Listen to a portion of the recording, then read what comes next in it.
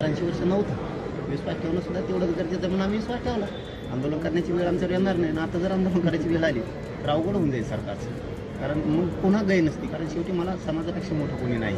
पण आज माझ्यापुढे सगळ्यात मोठा प्रश्न आत्ता एक अचानक उभा राहिला आहे. मी तिकडं अर्जंटमध्ये चाललो. म्हणजे मी सगळे आता पुढचे दौरे अचानक रद्द केले जातात आणि मी आत्ता अर्जंट पुण्यात चालू की 1-1.5 लाख पोरांचा विषय MPCचा आणि जाणून बुजून त्यांना त्रास दिला जातो.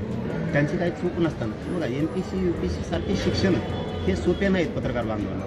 कारण आपले कोणीतरी नातलग लेकराबाळ त्याच्यामध्ये ज्यावेळेस 10-10, 5-5 वर्ष अभ्यास करायचा आणि थोड्याच्या सरकारच्या चुकीमुळं 1.5 लाख पोरांना जर तुम्ही वाऱ्यावर सोडणार असाल तर ही खूप मोठी शोकांतिका आहे. म्हणून मी आत्ता अर्जंटमध्ये मुख्यमंत्र्यांच्या OEDला पण बोललो, त्यांच्या मित्रांना पण बोललो आणि विखे पाटील साहेबांना सुद्धा बोललो की तुम्ही हे तातडीनं मार्ग काढा.